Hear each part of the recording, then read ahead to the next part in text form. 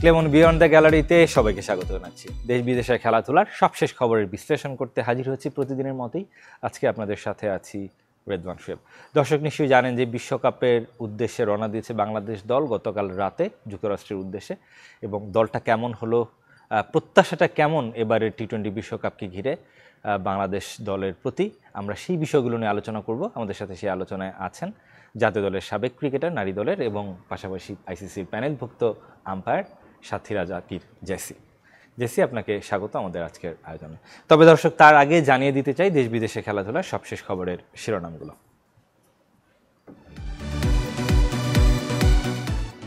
বিশ্বকাপ মিশনে যুক্তরাষ্ট্রের পথে বাংলাদেশ, বরাবরের মতো নিজেদের সেরা সাফল্যের খোঁজে টিম টাইগার্স।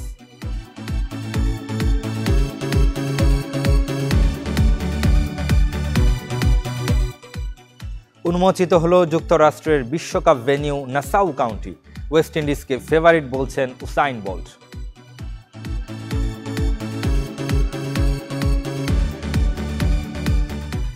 নারী ফুটবল দলের এলোমেলো অনুশীলন, লিগের মধ্যেই জাতীয় দলের প্রস্তুতি নিয়ে প্রশ্ন, চিন্তিত নন কোচ পিটার বাটলার।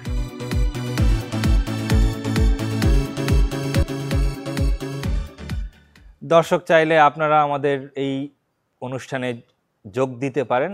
নিশ্চয়ই স্ক্রলের দেখানো নাম্বারটি দেখতে পাচ্ছেন, সেখানে ফোন করে আপনার মতামত কিংবা প্রশ্ন করতে পারেন।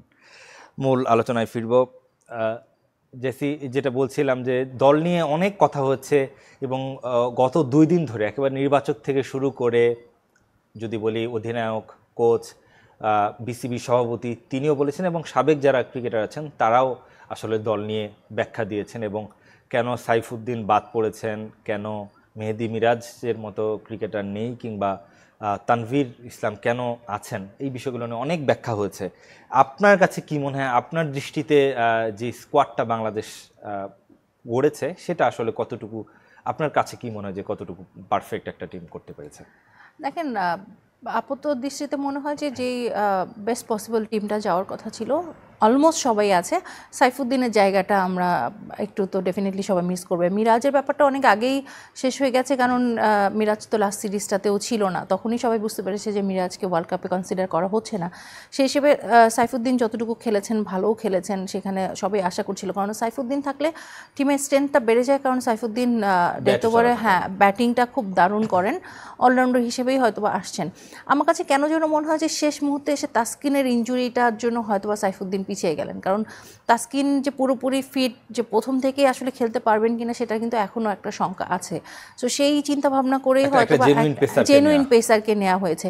এই জায়গাটা আমার কাছে মনে হয় যে হয়তোবা সাইফুদ্দিন পিছিয়ে গেছেন, কারণ সাইফুদ্দিন যখন খেলবেন, আপনি ধরেন অলরাউন্ডার হিসেবে খেলছেন, একদম জেনুইন পেসার হিসেবে খেলতে পারবেন না, বাট থার্ড সিমার হিসেবে প্লেইং 11-এ তিনি খেলতে পারছেন।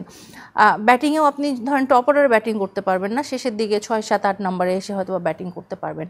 যদি এরকম চিন্তা করা হয়, সেই ক্ষেত্রে হয়তোবা সাইফুদ্দিন থাকতেন, বাট তাসকিনের ইনজুরিটা না হলে ডেফিনেটলি হয়তোবা সাইফুদ্দিনকেই আমরা এই জায়গাটায় দেখতে পারতাম, সেটা আমার কাছে মনে হয়। আমি জানি না অন্যদের আসলে চিন্তা ভাবনা কী, তবে আমার কাছে কেন যেন শেষের দিকে মনে হয়েছে যে এই একটা কারণের জন্য সাইফুদ্দিন পিছিয়ে গেছেন। বাট ডেফিনেটলি সাইফুদ্দিন এমন একজন প্লেয়ার, যখন তিনি শেষের দিকে এসে লাস্ট 2-3 ওভার বাকি থাকতে যখন একটু ক্যামিও ইনিংস খেলেন, সেটা কিন্তু দলের জন্য খুবই উপকারী হতো এর আগে। জি, মেহেদি মিরাজের কথা আপনি বলছিলেন যে আসলে গত সিরিজেই বোঝা যাচ্ছিল তিনি টি-20 বিশ্বকাপ স্কোয়াডে থাকবেন না।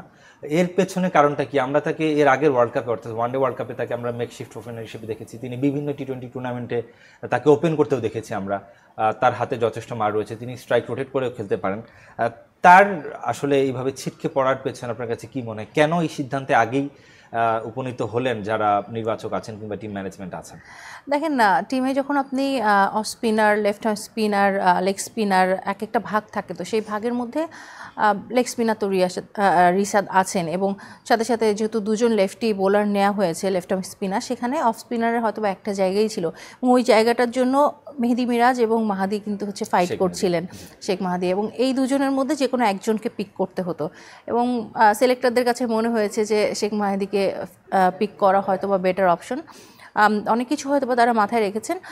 মাহিদিও কিন্তু খারাপ ব্যাটিং করেন তা না, তিনিও ভালো ব্যাটিং করেন শেষের দিকে এসে, মিরাজও ভালো ব্যাটিং করেন, দুজনের মধ্যে পার্থক্য খুবই কম। সো এই দুজনের মধ্যে একজনকে চুজ করতে হয়েছে, সো সেই জায়গায় হয়তো বা মিরাজ পিছিয়ে গেছে। জি, তাসকিনের কথা বলছিলেন, তাসকিনের ইনজুরিটা আসলে অবশ্যই চিন্তার কারণ টিম ম্যানেজমেন্টের জন্য। কি মনে, আপনি বলছিলেন যে হয়তোবা শুরুর থেকেই তাকে আমরা নাও দেখতে পারি, তবে গতকাল অধিনায়ক বললেন যে তিনি যথেষ্ট আত্মবিশ্বাসী, তিনি একেবারে প্রথম ম্যাচ থেকেই আমরা এই তাসকিনের ইনজুরিটা নিয়ে কিন্তু শেষ মুহূর্ত পর্যন্ত আমরা ধোঁয়াশা দেখেছি, যদিও তাকে দলে রাখা হচ্ছে, তিনি সহ অধিনায়ক হিসেবে আছেন, কিন্তু তারপর আসলে একেবারে ইনজুরির লেটেস্ট আপডেটটা কিন্তু আমরা জানতে পারিনি। ডেফিনেটলি ধরেন একটা মানে এই তথ্য তো কেউই আসলে একমাত্র সিলেক্টররা, টিম ম্যানেজমেন্ট ছাড়া কেউই হয়তো বা সেভাবে পুরোপুরিভাবে জানেন না হ্যাঁ ব্যাপারটা কি। কিন্তু যেটা হচ্ছে ধরেন পেস বোলারদের একটা ইনজুরি প্রবণতা সবসময় থাকে। আপনি যখন দেশের বাইরে আপনি একটা রিপ্লেসমেন্ট আপনি চাইলেও কিন্তু বাংলাদেশ থেকে যেতে তার অ্যাটলিস্ট 2 দিন লাগবে সব কিছু প্রসেস করে। সো এর জন্য মনে হয় যে একজন পেসার এর জন্যই অতিরিক্ত নিয়েছেন, কারণ যে কোনো পেসার যে কোনো সময় ইনজুরিতে পড়তে পারেন, এবং সেক্ষেত্রে তাসকিনকে আমরা অন অ্যান্ড অফ বহুবারই দেখেছি যে ইনজুরিতে পড়েছে। এবং একটা পেস বোলার যদি সামান্য ইনজুরিও থাকে সেটা ক্যারি করে 140-এর উপর বল কন্টিনিউ করাটা ডিফিকাল্ট হয়ে যায়। এবং দেখা গেল যে এই ইনজুরিটা হয়তো বা এখন ছোট পর্যায়ে আছে, যাওয়ার পরে একটা দুটো ম্যাচ খেলার পরে বড় পর্যায়ে যাবে না এটা কিন্তু কেউ বলতে পারে না। সো সব কিছু চিন্তা করেই মনে হয় এই ধরনের একটা ডিসিশন নেওয়া হয়েছে। জি, লিটন দাসের কথা ঘুরে ফিরে বারবার আসে আলোচনায়। তাকে আলটিমেটলি আমরা সবাই হয়তো আমাদের ধারণা ছিল যে শেষ পর্যন্ত তার উপর আস্থা রাখবে টিম ম্যানেজমেন্ট কিংবা কোচ অধিনায়ক, এবং সেটাই রেখেছে। আমরা দেখেছি যে তাকে স্কোয়াডে নিতে, এবং তিনি এক দীর্ঘ সময় ধরে আসলে ব্যাট পেচের মধ্য দিয়ে আছেন। যদি বলি যে ঠিক তেমনটা বলা যাবে না, যে অবশ্যই একটা ক্রিকেটারের উত্থান পতন থাকে, কিন্তু তার যে রান খরা বলুন কিংবা অফ ফর্ম বলুন, একটা দীর্ঘ সময় ধরে সেটা চলছে। একেবারে শেষ 15 ম্যাচেও যদি আপনি লক্ষ্য করে থাকেন কোনো হাফ সেঞ্চুরি নেই। একটা ক্রিকেটারের প্রতি আসলে কতটুকু আস্থা রাখলে সেটা সম্ভব হয় বিশ্বকাপ স্কোয়াডে জায়গা করে নিতে পারেন? দেখেন, লিটন বাংলাদেশ টিমে এমন একটা জায়গায় আছে যেখানে ধরেন অটো চয়েস ডেফিনেটলি সবথেকে বড় কথা। রাইট হ্যান্ড ব্যাটার কিন্তু আর কেউ সেরকম আপনি টি-20-র জন্য আপনি পাবেন না, হয়তো বা ওয়ানডেতে আপনার অপশন থাকতে পারে এই জায়গাটায়, বাট টি-20-তে কিন্তু আপনি লিটন ছাড়া আর কেউ নেই। আপনি যদি টপ অর্ডারে বলেন একমাত্র অপশন লিটন ছিলেন।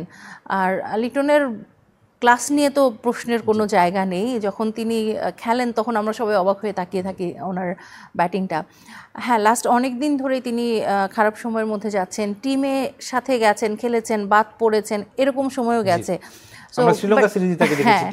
ডেফিনেটলি লিটন বাংলাদেশের one of the best batter, definitely এটা নিয়ে কোনো সন্দেহ নেই। বাট খারাপ সময়ে যাচ্ছে, আবারও তার উপর ভরসা করতে হয়, কারণ আপনার হাতে অপশন খুব বেশি নেই। লিটনের মতো আরেকটা ব্যাটার যদি বাইরে থাকতেন টি-20-র জন্য, আমি হয়তো বা ওয়ানডে হলে আমি বিজয়ের কথা বলতাম আর অন্যান্যদের কথা বলা যেত, বাট টি-20-তে তো অনেককেই আসলে ঘুরিয়ে ফিরে সুযোগ দেওয়া হয়েছে, কেউই সেই বিশ্বাসটা অর্জন করতে পারেনি। এবং লিটনের সবাই এটাই বিশ্বাস করেন যে লিটন যদি ফর্মে ফিরে তাহলে লিটন পুরো বিধ্বংসী হয়ে উঠতে পারেন। সো এই বিশ্বাসটার জন্যই আপনার কাছে যখন মানে বাংলাদেশের সেরা ব্যাটারটা আছে, তাকে রেখে আপনি টিমটা চাইলেও ডিক্লেয়ার করতে পারবেন না, কারণ সবার মধ্যে ওই আশাটা সবসময় থাকে যদি একটা ম্যাচে ভালো খেলে বা ফর্মে ফিরে আসে ওয়ার্ল্ড কাপে গিয়ে, তাহলে কিন্তু পুরো ওয়ার্ল্ড কাপটাই ভালো করতে পারে টিমটাই। মাহমুদুল্লাহকে নিয়ে একটু জানতে চাই বা বলতে চাই। মাহমুদুল্লাহ তিনি 2000 যেই দুবাই যেই টি-20 ওয়ার্ল্ড কাপটা হলো সেখানে তিনি অধিনায়কত্ব করেছেন, এবং মাঝে তিনি অলমোস্ট হারিয়ে যেতে বসেছিলেন। তার কামব্যাকটা সেটা মানে অন্যান্য ক্রিকেটারের জন্য কতটা অনুপ্রেরণাদায়ক, এবং সেটা কিভাবে দেখছেন আপনি? মাহমুদুল্লাহ ভাইয়ের কামব্যাকটা সবার জন্য, আসলে শুধু ক্রিকেটার না, সবার জন্য অনুপ্রেরণাদায়ক। যে মানুষের জীবনে কখন কি হয় বলা যায় না। আমি গতকালকেও মাহমুদুল্লাহ ভাইয়ের আগের ওয়ার্ল্ড কাপে যাওয়ার আগে ছবিটা দেখছিলাম এবং এবারকার ছবিটা দেখছিলাম। বয়স বেড়ে গেছে, দাড়ির রং কালো থেকে সাদা হয়ে গেছে, বাট এই লোকটা খেলা আরও বেশি ইমপ্রুভ করেছেন। লাস্ট সিরিজে দেখেন এত বড় একটা 6 মেরেছেন, যেটা হয়তো বা ইয়াং প্লেয়াররাও এখন মারতে পারেন না। এবং মাহমুদুল্লাহ ভাইয়ের হার্ডওয়ার্কটা আমরা সবাই দেখেছি, যখন বিসিবিতে গিয়েছি সবসময় দেখেছি তিনি জিম করছেন, প্র্যাকটিস করছেন। এই যে হার্ডওয়ার্ক করেছেন, তিনি নিজেকে হারিয়ে যেতে দেননি।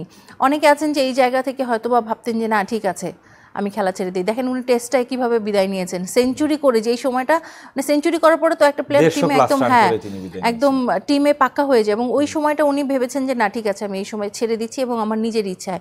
কিন্তু টি-20-র জন্য উনি ফাইট করে গেছেন এবং সেই জায়গায় কি দারুণভাবে কামব্যাক করেছেন। এবং ওয়ানডের জন্য হ্যাঁ, এবং এই জায়গাটায় দেখেন যে মাহমুদুল্লাহ ভাই গেছে, এখানে কিন্তু আর কোনো অপশন নেই, এখানে অনেকে সুযোগ পেয়েছেন। আফিফ, ধ্রুব কতবার সুযোগ পেয়েছেন, কাজে লাগাতে পারেননি, ঘুরে ফিরে কিন্তু মাহমুদুল্লাহ ভাই এসছেন এবং তিনি ভালো করছেন। এটা সবার জন্য মনে হয় অনুপ্রেরণা, সবার জীবনে চলার পথে ভেঙে পড়লে চলবে না। কেউ যদি লড়াই করে, হার্ডওয়ার্ক করে, তিনি ডেফিনেটলি তার জায়গাটা আবার ফিরে পাবেন, এবং সেটা মাহমুদুল্লাহ রিয়াদ ভাই সবার জন্য একদম চোখে আঙুল দিয়ে দেখিয়েছেন। আমাদের সাথে একজন দর্শক আছেন, দর্শক নাম পরিচয় জানি আপনার মতামত কিংবা প্রশ্ন করবেন।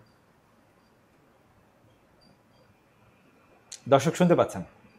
জি, আসসালামু আলাইকুম। ওয়ালাইকুম আসসালাম। আমার প্রশ্নটা হচ্ছে যে মেহেদী হাসান মিরাজ এর আগে ওপেনিং এ আমাদের দেখলাম যে ওনাকে খেলাতে দেখেছিলাম, সেটা ওয়ান ডে, টি-20, এনি ফরম্যাটে, এবং ঘরোয়া লিগও দেখলাম যে খেললো।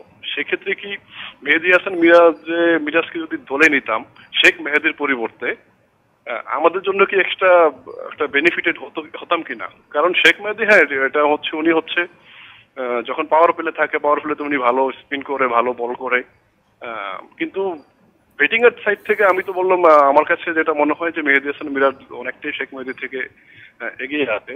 সেক্ষেত্রে কি আমরা একটু বেনিফিটেড হতাম কিনা, এক নম্বর প্রশ্ন। আর একটা প্রশ্ন হচ্ছে যে আমাদের আসলে শক্তির জায়গাটা কোনটায়, মানে ব্যাটিং এ না বোলিং এ, বা দুর্বলতার জায়গাটা কোন, এটা আমার অতিথির কাছে আমার এই প্রশ্নটা।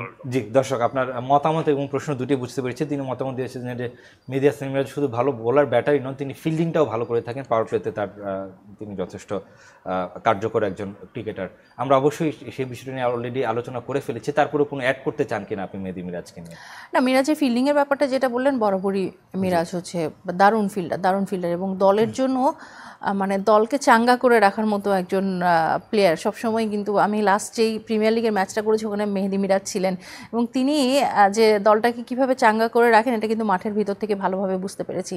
টিমমেট হিসেবেও দারুণ, এবং আন্ডার-19 ক্যাপ্টেন্সি করেছেন, সেই লিডার হওয়ার মতো ক্ষমতা কিন্তু আছে। আমি জানি না, আমার কাছে যদি এর আগে কেউ জিজ্ঞেস করতো যে বাংলাদেশের নেক্সট ক্যাপ্টেন কে হতে পারে, মেহেদী মিরাজের মধ্যে সেই গুণটা কিন্তু আছে, এবং হুনোজ যে একটা দিন তিনি হতেও পারেন। আমি বলবো যে নাজমুল শান্তর অধিনায়কত্ব পাওয়ার আগে আমরা এক ধরনের গুঞ্জন ছিল যে কে হতে পারেন সেই ভ্যাকেন্ট জায়গাটাতে, তখন হয়তো অনেকেই মেহেদী মিরাজের কথা চিন্তা করেছিলেন। না, এবং মিরাজের মধ্যে কিন্তু সেই ক্যাপাবিলিটি আছে। এখন আমি বলবো যে ব্যাড লাক, কারণ যে কোনো দুজনে স্পিনারের মধ্যে একজনকে চুজ করা হয়েছে, এবং সেটার মধ্যে মেহেদী মিরাজ বাদ পড়ে গেছেন। হ্যাঁ, এটা যদি ওয়ান ডে হতো, আমার কাছে মনে হয় ওয়ান ডেতে হয়তো মিরাজ অনেক বেশি এগিয়ে থাকতো, বাট টি-20-র জন্য আই থিঙ্ক যে তাকে কনসিডার করা হয়। আরেকটা প্রশ্ন ছিল যে শক্তির জায়গাটা, বাংলাদেশের শক্তি এবং দুর্বলতার জায়গাটা এবারের বিশ্বকাপে কি হতে পারে বলে আপনার মনে হয়? শক্তির জায়গাটা সবসময় মনে হয় যে বাংলাদেশের বোলিং, এখনও সেটা আছে। ব্যাটিং সবসময় বাংলাদেশের একটা দুর্বলতার জায়গা। খারাপ ব্যাটার আছে সেটা না, বা ব্যাটাররা সবসময় বড় জায়গাগুলোতে গিয়ে হয়তো বা পারফর্ম করতে পারেন না। এবং এই ক্ষেত্রে আমার সবথেকে বড় মনে হয় যে এই ওয়ার্ল্ড কাপটায় সাকিব এবং মাহমুদুল্লাহ রিয়াদ ভাইয়ের দায়িত্ব অনেক বেশি। ডেফিনেটলি অন্যান্যদের আছেন, বাট তারা যেহেতু একে সিনিয়র প্লেয়ার, অনেক দিন ধরে খেলছেন, তাদের দায়িত্বটা অনেক বেশি। তাদের বুঝিয়ে জুনিয়রদের দিয়ে খেলিয়ে নিতে হবে। শান্ত যতই ক্যাপ্টেন থাকুক না কেন, দিন শেষে শান্ত কিন্তু সাকিব এবং মাহমুদুল্লাহ ভাইয়ের কাছেই আসবেন পরামর্শ নিতে। হ্যাঁ অবশ্যই, এবং প্রায় 2 দশকের ক্যারিয়ারই দুজনেরই।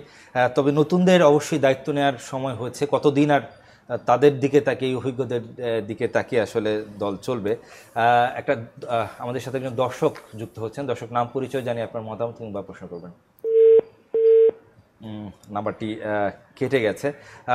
একটা বিরতির সময় হলো। বিরতির আগে একটা প্রশ্ন করে রাখতে চাই, যেহেতু বাংলাদেশের খেলা বিশ্বকাপে আমরা জানি যে নেপাল, নেদারল্যান্ডস, শ্রীলঙ্কা এবং দক্ষিণ আফ্রিকার সাথে খেলা হবে।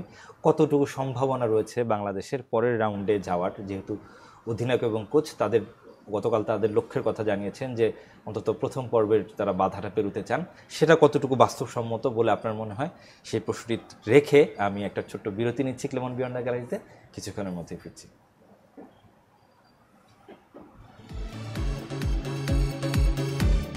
বাংলাদেশ দলের বিশ্বকাপ প্রস্তুতি এবং দল কেমন হয়েছে এগুলো নিয়ে, এবং আমাদের সাথে আছেন সাথীরা জাকির জাইসিকে প্রশ্ন ছিল বিরতির আগে যে দলগুলোর সাথে খেলা রয়েছে, নেদারল্যান্ডস, নেপাল, দক্ষিণ আফ্রিকা এবং শ্রীলঙ্কা, বাংলাদেশের সম্ভাবনা কতটুকু দুটো দল এক একটা গ্রুপ থেকে সুপার 8-এ খেলবে? প্রথমত আমি যদি সবগুলো দলের কথা বলি, তার মধ্যে সাউথ আফ্রিকা বাংলাদেশ থেকে এগিয়ে আছে। শ্রীলঙ্কাকে আমরা চাইলেই হারাতে পারি। আমরা যদি আমাদের বেস্ট খেলাটা খেলি ডেফিনেটলি শ্রীলঙ্কা আমাদের টি20-তে সেটা কতটুকু অন্যান্য ফরম্যাটের না ঠিক আছে টি20তেও আমি বলছি যে আমাদের দলের যে স্ট্রেংথ আছে যদি সবাই ঠিক মতো খেলতে পারে আমরা শ্রীলঙ্কাকে হারাতে পারি, যদিও কারেন্ট সিচুয়েশনে সেটা খুব একটা ভালো শোনাচ্ছে না হয়তো বা, বাট আমাদের কিন্তু স্ট্রেংথ আপনি যদি দেখেন নামের দিক থেকে শ্রীলঙ্কার থেকে বাংলাদেশে অনেক ভালো ভালো প্লেয়াররা আছে এবং রিসেন্ট ডেজে আমি যদি বলি রিশাদের কথাটা বলি, রিশাদ ভালো বোলিং করছে সাথে সাথে ভালো ব্যাটিং করছে, জাকের আলী তো অসাধারণ ব্যাটিং করছেন, মাহমুদুল্লাহ ভাই একটা দারুণ ইনিংস খেলছেন। এখন সব কিছু ডিপেন্ড করে শুরুটা কেমন করছেন ওপেনাররা, এবং ওপেনাররাও আমরা যেটা দেখেছি যে লাস্ট সিরিজটা কিন্তু বেশ ভালো খেলেছেন, জুনিয়র তামিম বেশ ভালো খেলেছেন, সৌম্য মোটামুটি খেলেছেন। এখন শুধু বাকি আছে লিটন যদি প্লেইং 11-এ খেলেন এবং যদি ফর্মে থাকেন, বাকিটা আমার বিশ্বাস যে পরবর্তীতে যারা আছে, শান্ত যদিও অফ ফর্মে রয়েছে বাট শান্ত ফর্মে আসলে তো আর কোনো কথা নেই, তখন মনে হয় এত দূর পর্যন্ত আসতে হবে না। শেষের দিকে যে পাওয়ার হিটাররা আছে সেটা আমাদেরকে একটু আশা দেখাচ্ছে ডেফিনেটলি, বিশেষ করে রিশাদ, জাকের আলী এবং মাহমুদুল্লাহ রিয়াদ, এই তিনজন কিন্তু এখন তিনজনই খুবই পাওয়ার হিটার। শুরুর দিকে শুরুটা যেমন যদি পাওয়ার প্লেটা ভালো ইউটিলাইজ করতে পারে, শেষের দিকে যদি ভালো ফিনিশিং দিতে পারে তাহলে আমরা শ্রীলঙ্কাকে হারাতে পারি। তবে হ্যাঁ নেপালও কিন্তু সহজ টিম না, নেপালে সবাই কিন্তু বলছে এবং আমাদের টি20তে হারের কিন্তু দুঃস্মৃতি রয়েছে, এটাই। সো প্রত্যেকটা দলকেই আসলে হিসাব করতে হবে। নেপাল নামের দিক থেকে যদি অনেকে পিছিয়ে রাখে অবশ্যই পিছিয়ে রাখা যাবে না, বাট আমি বিশ্বাস করি যে গ্রুপটা বাংলাদেশ আছে সেখানে টপ 2-তে খেলার মতো বাংলাদেশ টিম অ্যাবিলিটি আছে কাগজে কলমে, বাট ওই দিনটাই কেমন খেলে সেটার উপর ডিপেন্ড করে। সাউথ আফ্রিকা থেকে এগিয়ে রাখছি না, কারণ রিসেন্ট ডেজে আইপিএলে সাউথ আফ্রিকান প্লেয়াররা যেই দারুণ ফর্মে ছিল, তো সেটা থেকে যদি আমরা এগিয়ে রাখি জিনিসটা আসলে, বাট আরেকটা ব্যাপারও আছে যে ওয়ার্ল্ড কাপে তো সবসময় সাউথ আফ্রিকা চোখ করে, এটা যদি হয়ে যায় বাংলাদেশের ভাগ্যটা ফেভার করতে পারে। হ্যাঁ, শুরুর দিকে তো চোখ করে না, শেষের দিকে নকআউট পর্বে এসে করে। আর যেই ফর্মে রয়েছেন সাউথ আফ্রিকান ব্যাটাররা দু একজনই যথেষ্ট সবগুলো দলকে হারানোর জন্য। আমাদের সাথে আরো একজন দর্শক আছেন, দর্শক নিশ্চয়ই শুনতে পাচ্ছেন, নাম পরিচয় জানিয়ে আপনার মতামত কিংবা প্রশ্ন করবেন। আসসালামু আলাইকুম। আসসালামু আলাইকুম। ওয়ালাইকুম আসসালাম।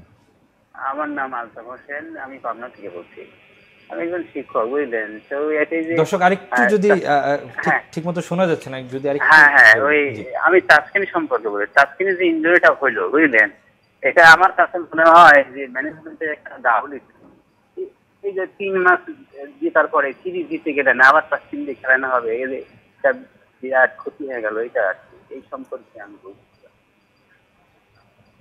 জি বুঝতে পেরেছি। তিনি তাসকিনের সাইড স্ট্রেন ইনজুরি নিয়ে বলছেন যে সেটা কতটুকু ইম্প্যাক্ট করতে পারে। আমরা যেহেতু একটা শঙ্কিত যে হয়তোবা তাকে প্রথম থেকেই দেখতে পাবো না বিশ্বকাপে, সেই বিষয়টি উনি উল্লেখ করার চেষ্টা করছেন। দেখেন আবারও তাসকিনের ইনজুরিটা নিয়ে একটা ধোঁয়াশার মধ্যে সবাই আছে, বাট আরেকটা জিনিস যদি দেখেন, তাসকিনকে কিন্তু ভাইস ক্যাপ্টেন হিসেবে পাঠানো হয়েছে এবং ক্যাপ্টেন ভাইস ক্যাপ্টেন কিন্তু দলের একদম কনফার্ম প্লেয়ার থাকে যে যারা খেলবেনই। এরকম যদি চিন্তা করা হয় সেই ক্ষেত্রে হয়তো বা খুব গুরুতর নয়, যদি গুরুতর হতো তাহলে হয়তো বা ক্রিকেট বোর্ড অন্যভাবে চিন্তাভাবনা করতেন, যদিও এটা নিয়ে একেবারেই খোলাসা করে কিছু আমরা কেউই জানি না, না জেনে কোনো কিছু আসলে বলা ঠিক না। যেহেতু পাঠিয়েছেন, আশা করছি যে শুরুর দিকে হয়তো বা একটা দুটো প্র্যাকটিস ম্যাচগুলো না খেললেও হয়তো বা মূল পর্ব থেকে তিনি খেলতে পারবেন। এবং তাসকিন তো এখন আসলে বাংলাদেশের অটো চয়েস, বাংলাদেশের one of the best bowler, last ম্যাচগুলো দারুণ বোলিং করেছেন। সো তাকে মানে তাকে ছাড়া দলটা গেলেও কিন্তু আসলে অনেক বড় একটা ক্ষতি হতো। এবং আমরা জানি যে আইসিসির ইভেন্টগুলো একদম ব্যাটিং ফ্রেন্ডলি উইকেটে হবে এবং সেখানে এরকম 140-এর উপর একজন পেস বোলার খুবই জরুরি দলের জন্য, এবং তার লাইন লেন্থ যেহেতু একেবারে দারুণ রয়েছে। আমি মাঝখান দিয়ে আমার নিজের একটা কিউরিওসিটি রয়েছে, আমি অন্য একটা প্রসঙ্গে একটু আলোচনা করতে চাই। ওই দিন প্রাইম ব্যাংক এবং মোহামেডানের ম্যাচের মধ্যে আসলে কি হয়েছিল, বিভিন্ন পক্ষ বিভিন্নভাবে, বিসিবি একভাবে বলেছে, ক্লাবগুলো একভাবে বলেছে। আপনি নিজে মাঠে ছিলেন, আপনি নিজে সাফার করেছেন কিনা আমি জানি না, আসলে ঘটনাটা কি হয়েছিল আপনার মুখ থেকে শুনতে চাই। দেখেন ঘটনাটা কি হয়েছে সেটা হচ্ছে অফিসিয়ালরাই ভালো জানেন আমার থেকে, কারণ আমি যখন মাঠে গিয়েছি আমি কোনো কিছু জানি না, আমাকে কোনো কিছু বলা হয়নি। যদি কোনো কিছু হয়েও থাকে সেটা অফিসিয়ালরা জানেন। আমি এটুকু বলতে পারি যে প্লেয়াররা মাঠে যারা ছিলেন সবাই আমার সাথে খুবই ভালো বিহেভ করেছেন। তামিম ভাই থেকে শুরু করে মুশফিক ভাই, মাহমুদুল্লাহ রিয়াদ ভাই, মিরাজ ছিলেন, নাসুম ছিলেন, তাইজুল ছিলেন এবং জাকির আলী ছিলেন, সবাই খুবই ভালো বিহেভ করেছেন। কোনো ধরনের স্ট্রাগল না, আমি মাঠের মধ্যে কোনো ধরনের স্ট্রাগল ফিল করিনি। মাঠের বাইরে কি করেছিলেন? মাঠের বাইরেও না, মানে দর্শক তো গালিগালাজ করেই মাঝে মাঝে, তো দর্শক তো কিছু আছে, মোহামেডানের কিছু দর্শক থাকে, প্রাইম ব্যাংকের কিছু দর্শক থাকে, দর্শকরা তো কথা বলবে, দর্শকের কথা কানে নেওয়া যায় না। বাট দর্শকের কাছ থেকে আমি বেশ কিছু কথাবার্তা শুনেছি ওই দিন। আমিও একটু তাকিয়েছিলাম যে ঠিক আছে, এই গরমের মধ্যে দর্শক কতক্ষণ গালি দিতে পারে, আমিও একটু খুব মজা পাচ্ছিলাম। ডেফিনেটলি যে মোহামেডানের একটা প্রথম এলবিডব্লিউ দেওয়ার পরে মোহামেডানের 2-3 দর্শক ছিল, খুব চিল্লাচিল্লি করছিল, খুব গালিগালাজ করছিল। তো আমি একটু ঘুরে তাকাই, একটু দেখি, একটু মজা করি যে ধরেন 42-43 মধ্যে একজন দর্শক কতক্ষণ চিল্লাচিল্লি করে গালি দিতে পারবে, একটু একটু পরে কিন্তু ঠিকঠাক হয়ে গেছে। এছাড়া আমার কাছে কোনো ধরনের কিছু মনে হয়নি।